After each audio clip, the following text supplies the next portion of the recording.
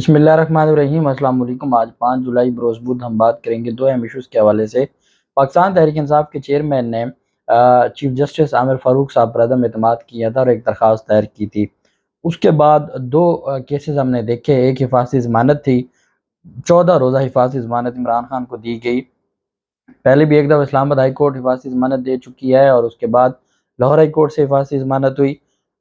اب دوبارہ اسلام آباد ہائی کورٹ نے حفاظتی ضمانت دی 14 دنوں کی، اور یہ بھی اسی دن ہوا جس دن عدم اعتماد کی درخواست دائر کی گئی تھی۔ اور ساتھ ایک توشہ خانہ جو کیس تھا اس کو میں بھی جو ٹرائل کورٹ کا فیصلہ تھا، عدالت نے اس کو کالعدم قرار دیا اور معاملہ دوبارہ ٹرائل کورٹ کو بھیج دیا۔ تو اس کے بعد یہ لگ رہا تھا کہ شاید عمران خان جو عدم اعتماد کی درخواست ہے اس کو واپس لے لیں گے۔ آج اس پر سماعت ہوئی تو پاکستان تحریک انصاف کے چیئرمین عمران خان کی جو وکیل تھے انہوں نے کہا کہ مجھے میرے کلائنٹ کی جانب سے یہ کہا گیا ہے کہ میں اس درخواست کو عدالت کے سامنے میرٹس کے اوپر ڈیسائیڈ کرواؤں، میں یہ درخواست واپس نہیں لے رہا کیونکہ مجھے ایسے احکامات نہیں ہیں۔ عدالت میں اہم سماعت ہوئی اور ساتھ ہم بات کریں گے ایک سیشن جج کے پاس عمران خان کی درخواست ضمانت تھی، اس پر بھی عمران خان نے عدم اعتماد کا اظہار کر دیا ہے اور جو وکلا تھے ان کی تلخ کلامی بھی ہوئی ہے جو معزز جج صاحب ہیں ان کے ساتھ، اس کے اوپر بھی ہم بات کریں گے۔ سب سے پہلے تو میں آپ کو بتاتا چلوں کہ عمران خان نے یک وقت ایک سے زائد حلقوں میں جو انتخابات لڑنے کا ریکارڈ توڑا ہے اور پاکستان کی تاریخ میں کوئی ایسا جو رہنما نہیں گزرا کہ وہ ایک ساتھ سات حلقوں سے الیکشن جیت گیا ہو، اور پاکستان تحریک انصاف کے چیئرمین ایک ساتھ اتنے حلقوں سے انتخابات جیتے ہیں۔ اس میں پھر اب ایک نئی قانون سازی سامنے لے ہیں، چونکہ ہمارا آئین پاکستان اس بات پر خاموش ہے۔ آئین پاکستان میں یہ لکھا ہوا ہے کہ آپ جو ایک سے زائد جو نشستیں ہیں اس پر آپ الیکشن لڑ سکتے ہیں۔ کیونکہ آئین میں ترمیم کے لیے ان کے پاس 2 تہائی اکثریت نہیں ہے، تو اب آئین میں ترمیم تو ہوئی نہیں، تو انہوں نے ایک قانون سازی کر دی۔ عمران خان کے بیک وقت زیادہ حلقوں میں الیکشن لڑنے اور جیتنے کا نتیجہ امیدوار کے 2 سے زائد نشستوں پر بیک وقت الیکشن پر پابندی کا بل آ گیا۔ بل کے تحت امیدوار کے 2 سے زیادہ حلقوں میں الیکشن جو لڑنے کا معاملہ ہے اس کو ہر صورت روکنے کے لیے یہ بل لایا گیا ہے۔ مقصد یہ ہے کہ اس بل کے ذریعے ہر صورت عمران خان کا راستہ روکا جائے۔ قومی اسمبلی کی قائمہ کمیٹی برائے قانون و انصاف نے آئینی ترمیمی بل 2023 منظور کر لیا، جس کے بعد کوئی بھی امیدوار بیک وقت 2 حلقوں پر صرف الیکشن میں حصہ لے سکے گا، جبکہ اس سے زائد پر پابندی ہوگی۔ قومی اسمبلی کی قائمہ کمیٹی قانون انصاف نے آئینی ترمیم بل 2023 منظور کر لیا۔ آئینی ترمیمی بل کے تحت آئین کے آرٹیکل 223 میں ترمیم تجویز کی گئی ہے۔ کوئی بھی امیدوار بیک وقت قومی اور صوبائی اسمبلی پر زیادہ سے زیادہ 2 نشستوں پر الیکشن لڑنے کا اہل ہوگا۔ کسی بھی امیدوار کے 2 سے زیادہ حلقوں میں الیکشن لڑنے پر ممانعت ہوگی۔ چونکہ یہ آئین کے آرٹیکل 223 میں ترمیم سے ہی یہ مسئلہ حل ہونا ہے اور یہ ترمیم ابھی ہوئی نہیں ہے اور ان کے پاس 2/3 میجورٹی ہے نہیں، اس وجہ سے یہ ابھی بل منظور ہوا ہے، لیکن جب تک 2/3 میجورٹی والی حکومت نہیں آئے گی یہ بل منظور نہیں ہو سکتا۔ دوسری جانب سپریم کورٹ آف پاکستان میں ایک اہم سماعت ہوئی۔ چیف جسٹس عمرتا بندیال صاحب کی سربراہی میں 2 رکنی بینچ تھا۔ سپریم کورٹ آف پاکستان نے تمام صوبوں سے انسانی اسمگلنگ کی روک تھام کے اقدامات کی رپورٹ طلب کرتے ہوئے تعلیم سے محروم بچوں کے اعداد و شمار بھی طلب کر لیے۔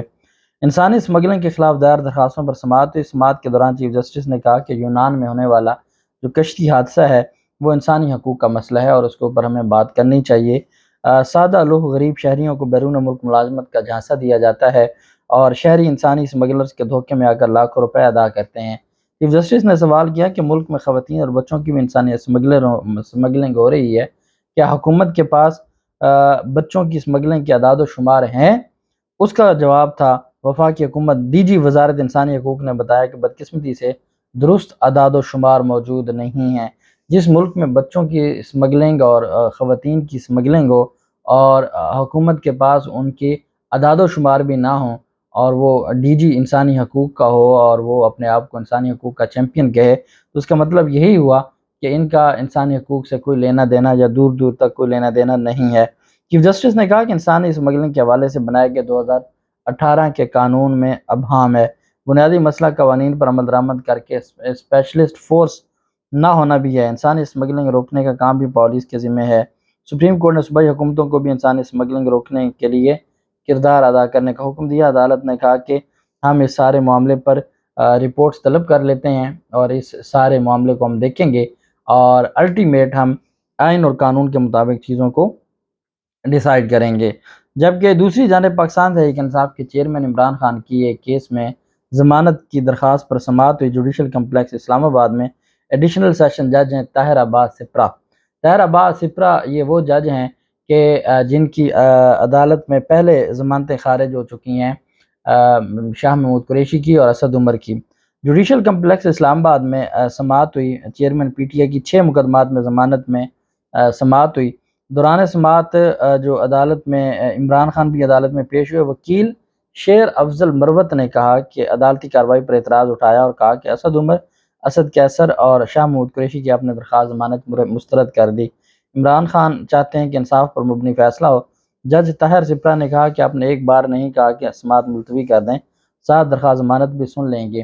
وکیل شیر افضل مروت نے کہا کہ ایسا پہلے کبھی نہیں ہوا ہوگا کہ شریک ملزمان کی درخواست پر پہلے فیصلہ کر دیا گیا ہو۔ جب آپ نے شریک ملزمان کی درخواست ضمانتیں خارج کر دی ہیں تو اس کے بعد پھر ہم کس چیز کی امید رکھیں آپ سے کہ آپ ہماری آپ تو مائنڈ اپنا ڈسکلوز کر کے بیٹھے ہیں، آپ نے شریک ملزمان کی ضمانتیں خارج کر دی ہیں تو ہم آپ سے کیسے امید رکھیں کہ آپ میرٹ کے اوپر ہماری ضمانت منظور کریں گے۔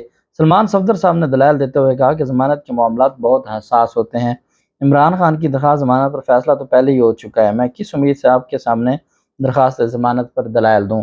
معاملات پر ایک ساتھ فیصلہ ہوتا تو اچھا تھا، موقع دینا چاہیے۔ چیئرمین پی ٹی آئی انصاف کا حق رکھتے ہیں، وہ چاہتے ہیں کہ آپ کیس نہ سنیں۔ جج طاہر سپرا نے کہا میں کیس سننے سے دستبردار نہیں ہوں گا، قانون کا راستہ اپنائیں، آپ کا حق ہے۔ پروسیکیوٹر نے کہا کہ جوڈیشل کلنگ سب کو معلوم ہے کس کے دور میں ہوئی ہے۔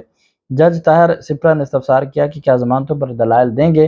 سلمان صفدر نے کہا ہم دلائل نہیں دینا چاہتے۔ جج نے پولیس سے استفسار کیا کہ کیا عمران خان شامل تفتیش ہوئے ہیں؟ تفتیشی افسر نے جواب دیا کہ ابھی شامل تفتیش نہیں ہوئے۔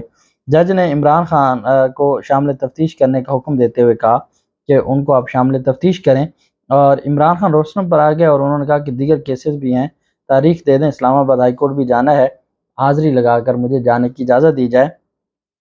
تو اس پر عدالت نے کہا کہ خان صاحب رک جائیں، تاریخ میں دے دیتا ہوں، لیکن آپ کی یہ جو استدعا ہے کہ میں پی T I chairman P T آئی کی درخواست پر جو آپ کی جو درخواست ضمانت ہے اس کیس سے دستبردار ہو جاؤں، اس سے میں انکار کرتا ہوں۔ ہاں اگر آپ مجھ سے کیس ٹرانسفر کروانا چاہتے ہیں تو آپ جائیں اسلام آباد ہائی کورٹ میں، وہاں ٹرانسفر کی اپلیکیشن دیں تو وہاں کیس ٹرانسفر ہو سکتا ہے، میں نہیں ٹرانسفر کروں گا یا میں اس کیس سے دستبردار نہیں ہوں گا۔